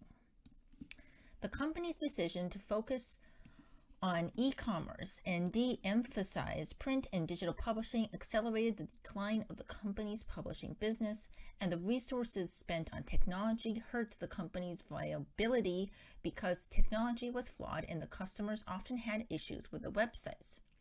Osberg wrote, "In the years since 2015 alone, the company's subscribers have decreased from approximately 33.4 million to 21.5 million, and the company's advertising revenue has decreased from 20.7 million to 13.7 million. Oh, so many numbers. I am not a numbers person. F+W was a family business when Richard and Lois Rosenthal worked there for more than 40 years. By the time they sold the company in 1999, the Rosenthals were already well known for their philanthropy. In 1988, for example, they sponsored the new Play Prize at Cincinnati's Playhouse in the Park. Why is park capitalized like this? That is very weird. But the sale elevated their importance as donors, leading to big contributions at the Contemporary Art Center, Cincinnati Art Museum, and the University of Cincinnati. As we have seen, they have won some very nice awards. The giving continued after Lois Rosenthal died in 2014. Richard Rosenthal pledged $15 million in 2016 to the Ohio Innocence Project at UC, which uses DNA testing and legal work by students to clear inmates who were wrongly convicted. Well, that's very nice. That is very nice. F+W went through several ownership changes after the Rosenthals sold it. The current owners are lenders who claimed a majority stake in the company with a 2018 debt restructuring. The bankruptcy filing indicates 40% of F+W's workforce has been eliminated since last May's restructuring. Now the company is seeking buyers for its book publishing and periodicals businesses. It hopes to complete the sales by June.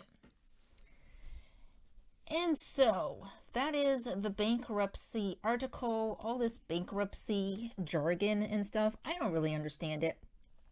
I just know that F+W Media became bankrupt and they struggled. And so, what happened after that was that they had to divide up their, they called them assets, divide up the little things that they own, all the different little magazines, and different places bought it. And one of the places that bought Writer's Digest was called Active Interest Media. And so we're going to be getting into that if we haven't already. And that is the end of this article by Dan Monk. Of course, I will be linking all articles I used in this deep dive in the description down below so you can check them out for yourself. And if for some reason you can't access this information, I will also be leaving in the date in which I have accessed this information, just in case you need to go and look at the Wayback Machine to find this information once again. Yeah, so let's get back into the rest of the video. But what you really need to know is that it filed for Chapter 11 bankruptcy in Delaware, claiming $105 million in debt and $2.5 million in available cash. I don't know what that means. If they're in debt, how do they have cash? Anyway, the company has struggled to compete against cheaper online content that poached readers from its specialty publications for hobbyists and craft enthusiasts. Okay, so this sounds a little bit familiar to me right now, reading this right now at this very moment in June. Okay, June 6th, 2025 to be exact, that's today's date. I just thought of, I mentioned before, right, the What did I mention before? What am I thinking about? Hold on. So, FNW Media. Okay, so when S. Rosenthal and Co. fizzled out into existence, it seemed to be the reason was that they couldn't keep up with the times, but that FNW Publications was able to adapt and change with the eras, the changing eras, because after the wars, things really started to change and pick up, like technology and everything like that really started to change, cultures and everything, and they were able to keep up with that. Apparently, it seemed to be that way, but S. Rosenthal and Co. was sort of stuck in the past, and the sort of it seems like the technology they were using was sort of stuck in the past as well, like they couldn't keep up with demand or whatever. That's what it seemed to be. So it's reminding me of that. So it's reminding me of that. Maybe the same thing is happening here. FNW Media is not modernized enough that they're able to keep up with the changing times with all this technology coming out. What is 2019? What is like 2017, 2018, 2019? Like, what was going on in terms of technology then? Like, I mean, I guess it was really starting to explode. Instagram and everything, you know. When did TikTok come out? I don't even remember when that came out. Anyway, so they went bankrupt because apparently they couldn't compete with cheaper online content. I don't really know. Anyway, this article begins in a weird way. I feel like, why did they mention this without going into the... It says, a Cincinnati publishing company that made Richard and Lois Rosenthal a philanthropic power couple was fading into obscurity.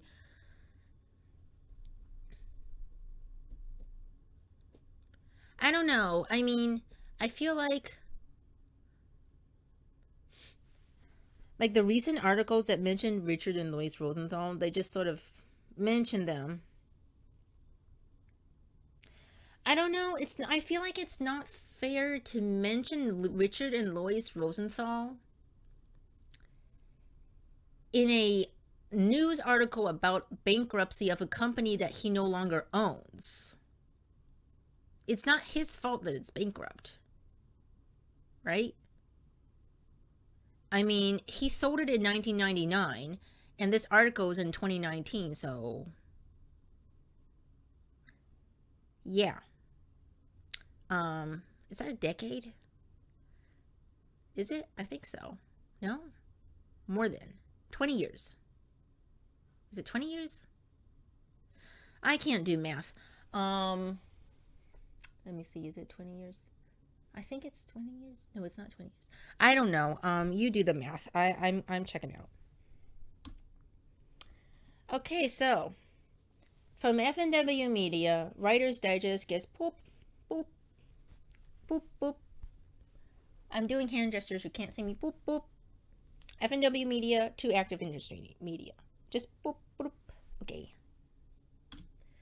So, Active Interest Media. Who are you?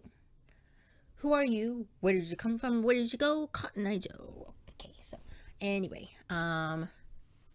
Active Interest Media. Who we are. That I went to their website. Okay, who we are. Okay.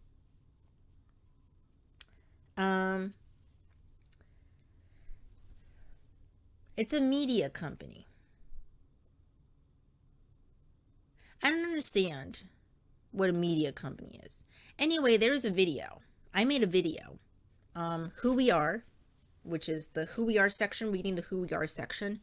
And then showing you Writer's Digest friends from FW Media, horticulture, and popular woodworking. Apparently, they wanted those. Okay. So here's the video. Who is Active Interest Media? AIM. I don't know if they say AIM or not. AIM. So let's go to their About page. Who we are. Excuse me. One of the world's leading enthusiast media companies, Active Interest Media, AIMmedia.com, produces consumer and trade events, websites, magazines, podcasts, and TV shows that reach millions of readers, fans, and attendees across the globe. Our brands include Fine Home Building, Popular Woodworking, Writer's Digest, Log and Timber Home Living, Fine Woodworking, Koval's Antique Trader, Garden Gate, and more. The company's... Oh, there's a typo here. The company is... Not the company's is... The company is divided into 4 divisions: Collectibles, Home Arts, Home Building, and Writer's Digest. Also operate thriving B2B platforms, online universities, events, and offer marketing services. Active Interest Media's customers are smart, engaged, and loyal, and they look to our brands for trustworthy information and services that will provide and enable them to enjoy their passions. Okay, and now we're going to look at brands. Clickety clickety. AIM brands. So these are the brands. Active Interest Media is a leading producer of magazines, digital media, and events, and serves 4 unique specialty markets: home building and restoration, home arts, collectibles, and writing. Whether pursuing their passion for woodworking, gardening, sewing, cooking, antiques, old house restoration, creative writing, or collecting, millions of enthusiasts look to AIM for expert insights and exceptional inspiration. Now, we have Writer's Digest over here. Oh my gosh. Over here, you can see probably that something happens. And horticulture. And I think the other one was Popular Woodworking. These were part of F and W. So, Writer's Digest's old friends are with them in here. They have all kinds of things. And Active Interest Media. I'm not sure why they're called Active Interest Media. If I wanted to do a deep dive on Active Interest Media, I could, but I'm not going to. So anyway, that's a little bit about Active Interest Media. And now let's get back into the rest of the video. Boop. Okay, so you probably saw in the video. I hope you saw it in the video. I hope my past self did a good job. From F&W Media, we have horticulture, we have Popular Woodworking, and Writer's Digest. I don't know why, because Writer's Digest is the writing. I don't know why they chose this one and not try to make, I don't know why they wanted Writer's Digest. I don't know why they wanted horticulture. I don't know why they wanted Popular Woodworking. But anyway, apparently they wanted these, okay? So these are all the stuff that Active Interest Media owns, and the red is just what it's from F&W Media. They have all kinds of other things, but doesn't seem to, the other things that they have there have nothing to do with writing. So I don't know why they have a it just doesn't make sense. Anyway.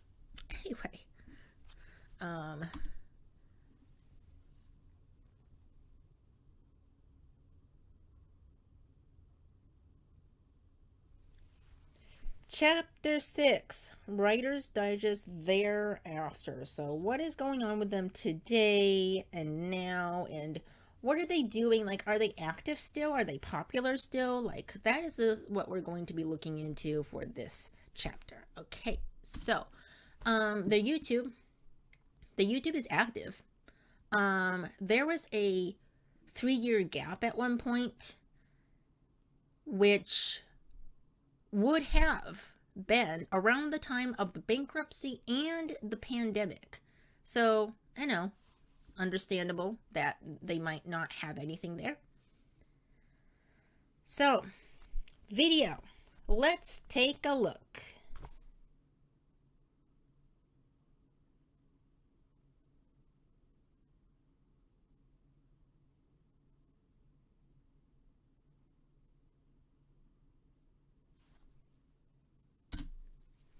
Okay, and next we're going to look at their Twitter X. The Twitter X is active. It's active to this day. They post constantly. Yeah, they joined January 2008, and as you can see here, it says born December 1, 1920, and then it says Cincinnati, Ohio. Okay. They had 21.8K following and 710.5K followers. I have no idea what they could be following, but anyway, they're following over 20K people. Instagram. The Instagram is active. Constantly active. It says writers helping writers since 1920, published by Active Interest Media.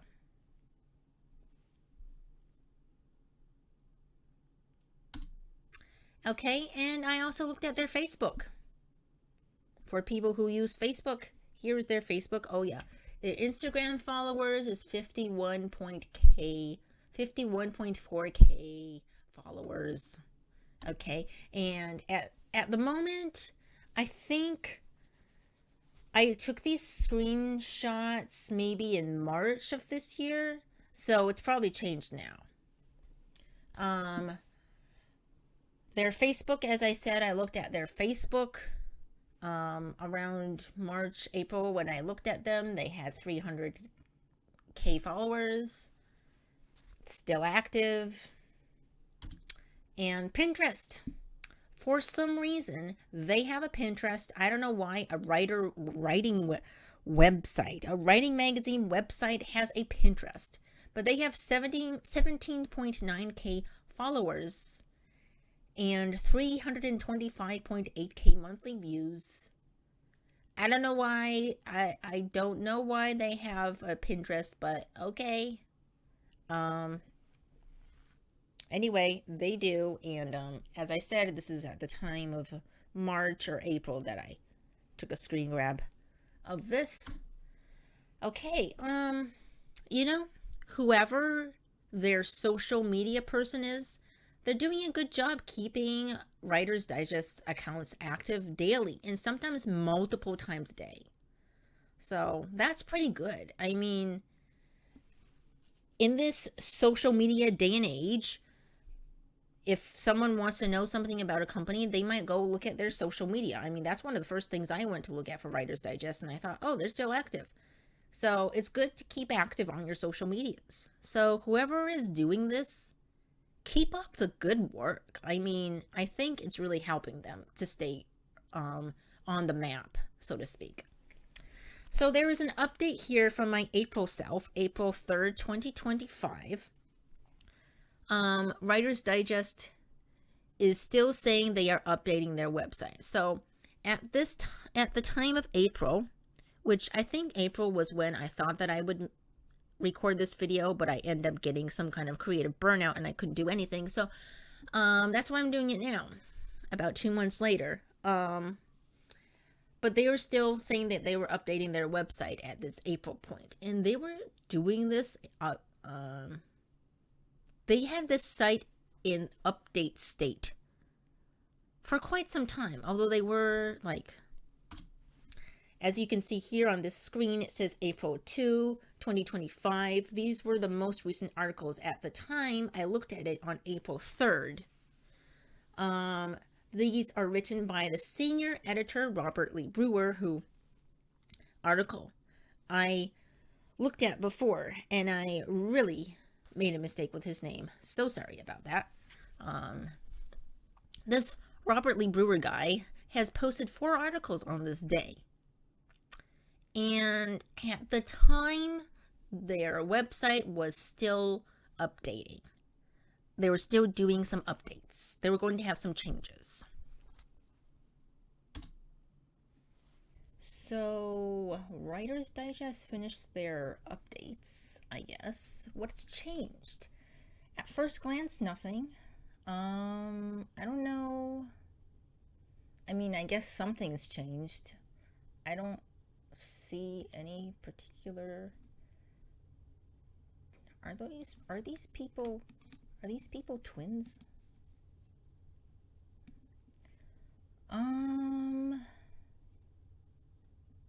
Wow, so blurry. It's still AIM, Active Interest Media. I don't know what's changed. The only thing that's changed is that it doesn't say update, I guess. They changed their website host maybe, but I don't know. It's provided by AIM, so I have no idea what. Let's look at an article or something.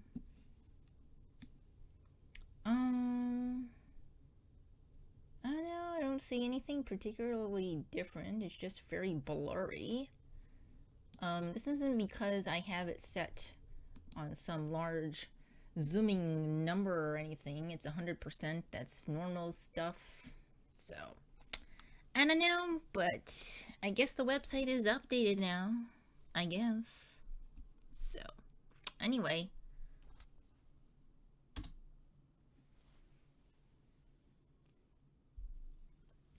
Summary and conclusion. We are finally near at the end. I don't know how long it has been, and with the video interjections, I really don't know how long this video is going to be, but I hope it has been interesting for you.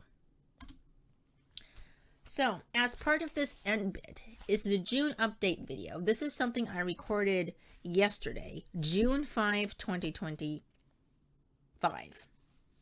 So, let's take a look.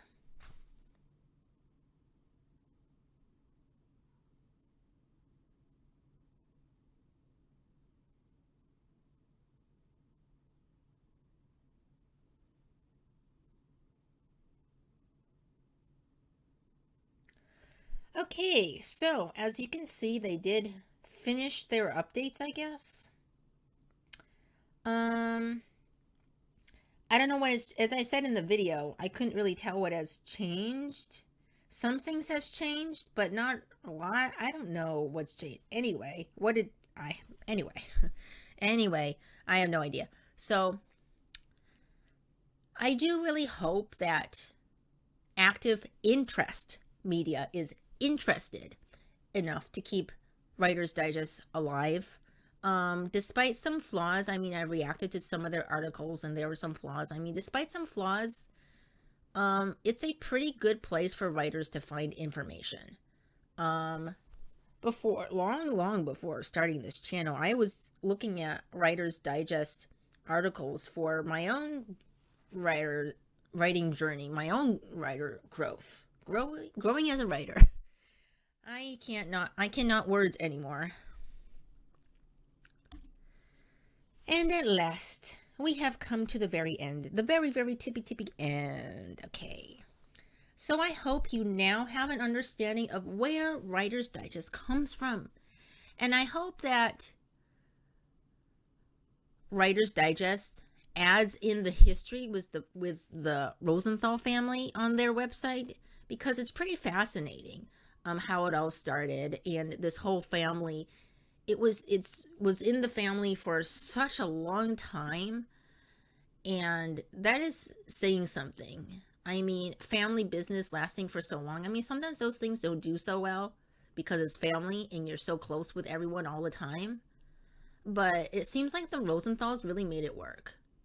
And to think that Writer's Digest and some other F&W stuff is still living on to this day, I mean, that's pretty good, don't you think? I mean, still to this day, despite all Writer's Digest has been through, with name changes and potential speculative rivalries and possibly,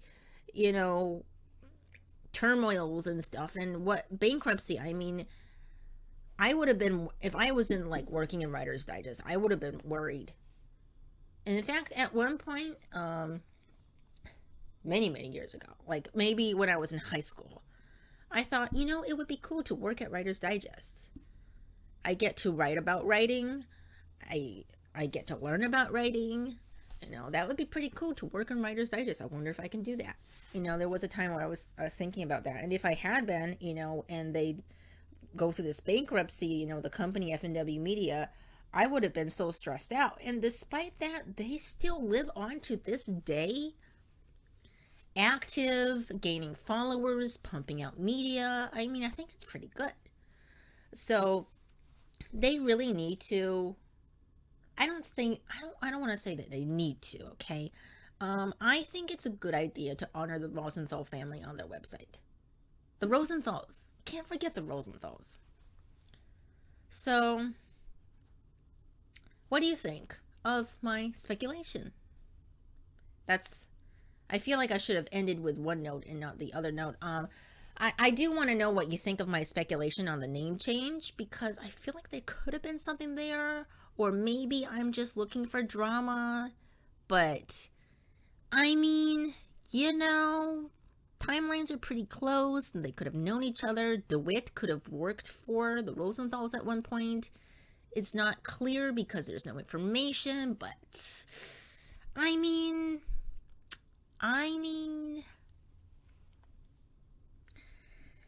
so in the end, struggling but active, I hope that Writer's Digest will continue on. You know, it can be useful. But one thing I want to end on, one little thing I want to end on. I want to tell you, Writer's Digest people, editors, please. I know maybe you are possibly potentially pressured to pump out a lot of articles, but it should be quality over quantity, and please edit your articles a little bit better. That would be very nice. You're a writing advice website. You can't have these little writing flaws. Okay, so maybe have like one or two people like read the article before it goes out. That might be just a little request from me. Okay, so anyway, the end. We finally come to the end. This is the absolute last slide in this deep dive. I hope you enjoyed this deep dive. Oh my gosh, that was so long. I feel like I've been talking for an eternity. Don't forget the Rosenthal family and the legacy that they left behind. I am so glad that I did this deep dive, because I wouldn't have known about the Rosenthal family at all. Because it's like they've been hidden or something. I don't know if they were hidden. That's a speculation. But they're not mentioned really. It's that a lot. Hardly. I mean, in that one little article in the Writer's Digest, hardly ever mentioned on their a website that they were tied to once upon a time. They have really helped many, many writers. And we can't forget that. We need to thank them. So thank you to the Rosenthal family for having faith in this Writer's Digest, and others too. So that is the absolute end, and please leave comments down below if you have any thoughts. Did you know about any of this? I would be surprised if you did, because I really did a lot of digging. Let me know if you like this deep dive, if you'd like me to do more. I have an idea of doing a deep dive on potentially Penguin. You know Penguin Publisher? They have so many branches, and there was a time when I was interested in looking at all those branches. Like they have the children's Penguins, children's Random House. There was a time where I was interested in working at Random House. So And Random House has so many different, like, they've acquired things and so many different things going on, and I really want to understand them a little bit more. So I'm thinking of doing Random House in Penguin. If you have any suggestions for a writing related company or a book publication company or something that you'd like me to look at, please let me know in the comments, as well as your thoughts on this video. And yeah, that was a roller coaster ride. Yep. So anyway, that's the end of this video. I'll keep saying that because I don't really know how to end a deep dive.